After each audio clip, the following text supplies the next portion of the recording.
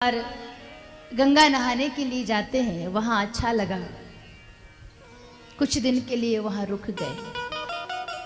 रोज प्रातः उठते हैं और गंगा स्नान करने जाते हैं। गंगा के किनारे पर एक झोपड़ी है, एक घर है, उसमें एक व्यक्ति रहता है और वो उन संत जी से बहुत चिढ़ता है। ये संत रोज आता है, ऐसा क्या करूं कि ये आना जाना छोड़ दे, तो इसे परेशान करना चाहिए। अब संत जी जब स्नान करने आते हैं तो वो क्या करता, संत के ऊपर कीचड़ डाल देता। तो भी संत नाराज नहीं होते, प्रसन्न होकर के चले जाते। रोज रोज ये चलता रहा, रोज वो कीचड़ डालता, रोज संत स्नान दोबारा करते चले जाते। एक दिन तो उस भक्त ने भी सोच लिया, आज इस महाराज को परेशान करके रहूंगा। एक बड़ी सी बाल्टी में कीचड़ भर लिया। अब जैसे ही संत जी स्नान करने के लिए आए, स्नान किया, गंगा स्नान करके बाहर निकले और उसने कीचड़ लिया और संत के ऊपर डाल दिया। संत जी ने कुछ नहीं कहा, मुस्कुराते हुए पुनः गंगा स्नान किया और फिर स्नान करके बाहर निकले, फिर उसने कीचड़ डाल दिया। फिर भी कुछ नहीं कहा, फिर भी मुस्कुराते हुए गए, फिर गंगा स्नान किया, फिर बाहर निकले, फिर उसने कीचड़ डाल दिया, फिर भी मुस्कुराते हुए गए, गंगा स्नान किया। वो व्यक्ति सोच रहा है, इतना परेशान मैं इन्हें कर रहा हूं, फिर भी इन्हें गुस्सा क्यों नहीं आ रहा, क्रोध क्यों नहीं आ रहा। बार बार संत जी बाहर आते, बार बार वो कीचड़ डालता। उसने 10 बार कीचड़ डाल दिया और जब 10वीं बार स्नान करके संत जी बाहर निकले, फिर उसने कीचड़ डाल दिया। 11वीं बार स्नान करके संत जी बाहर निकले। अब तक तो उसकी बाल्टी का कीचड़ भी खत्म हो चुका था। वो कहता है, महाराज मैं जब से आपके ऊपर कीचड़ पे कीचड़ डाले जा रहा हूँ, आपको परेशान कर रहा हूँ, पर आपके चेहरे की जो मुस्कुराहट है वो दूर नहीं हुई। आपको क्रोध क्यों नहीं आया। तो संत जी हाथ जोड़कर कहते, भाई तेरा लाख लाख धन्यवाद। बोले, महाराज मैं आपको कीचड़ उछाल रहा था आपके ऊपर, आपको स्नान के बाद अपवित्र कर रहा था और आप मेरा धन्यवाद कर रहे हो, किस लिए।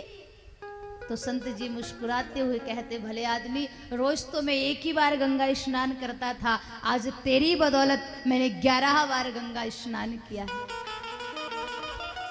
तो कीचड़ डालता रहा, मैं स्नान करता रहा, मुझे 11 बार गंगा स्नान करने का पुण्य प्राप्त हुआ। जाकी रही भावना जैसी, शांत रहना सीखो, क्रोध को पीना सीखो। अगर बहुत क्रोध आ जाए तो एक बहुत अच्छा साधन है, शांत हो जाइए। क्रोध जब आए तो व्यक्ति को बोलना नहीं चाहिए, एकदम मौन हो जाना चाहिए। और जब बहुत क्रोध आए तो संतों ने कहा है कि अगर क्रोध आए तो राधे राधे नाम का उच्चारण कर लेना चाहिए, क्रोध चला जाता है। ऐसा नहीं है कि सबको क्रोध आता है या नहीं आता है। ये तो क्रोध एक ऐसी चीज है, ऐसी वस्तु है, ऐसा स्वभाव है, सबके पास होता है। क्रोध तो आ ही जाता है और कई बार तो अच्छे अच्छों को क्रोध आ जाता है, फिर हम जैसे कहाँ लाइन में लगे। एक बार एक महात्मा जी हिमालय जाते हैं भक्ति करने के लिए। बहुत वर्षों तक तप किया, तपस्या की, और तप करके जब वापस लौटे तो सोचा कि मंदिर जाता हूं दर्शन करने के लिए। मंदिर में बहुत भीड़ थी। महाराज कहते, बोले मैं इतने दिन तक वहां मौन रहा, मैंने तपस्या की, मैंने क्रोध पर विजय प्राप्त कर ली है। बोले अच्छी बात है। अब जैसे ही मंदिर में गए महाराज तो बहुत भीड़ हो रही थी। महाराज जी चलते चले जा रहे थे और भीड़ में एक भक्त का पैर महाराज जी के पैर पे रखा गया। महाराज जी को बड़ा क्रोध आ गया, आग बबूला हो गया। अरे तुझे दिखता नहीं है हम कितने बड़े महात्मा हैं, हिमालय में तपस्या करके आए हैं, क्रोध जीत करके आए हैं, तू हमारे पैर पर पैर रख रहा है, मूर्ख कहीं के।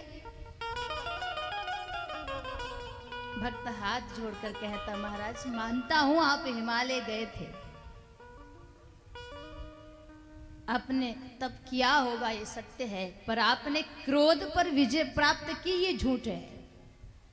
आपको छोटी सी बात पर इतना क्रोध आ रहा है। इतने दिनों तक आपने जो तपस्या की है ना, वो तपस्या आपकी व्यर्थ चली गई। क्रोध तप का नाश करता है। शांत रहो, किसी की बुराई मत करो, अच्छा देखने का प्रयास करो। यही तो मानव जीवन है, यही तो इंसानियत के लक्षण है, और यही तो मानव धर्म कहता है, यही तो संत कहते हैं। प्रेम से रहो, जहां प्रेम तहां भगवान। प्रेम प्रेम सब कोई कहे, प्रेम ना जाने कोई। 8 पहर बहता रहे, प्रेम कहावे सोई। घटे बड़े छिन एक में, सो तो प्रेम ही होए। पर जा मार्ग मालिक मिले, प्रेम कहावे सोई। प्रेम वो होना चाहिए जिसमें हमें भगवत प्राप्ति भी हो जाए, भगवान की प्राप्ति भी हो जाए। प्रेम निस्वार्थ भाव का हो, वासना रहित हो, लालसा रहित हो। हर जगह भगवान हरिहर को हम देखें, हर जगह भगवान नारायण को हम देखें, और प्रभु की कृपा हम पर अनवरत बरसती रहे।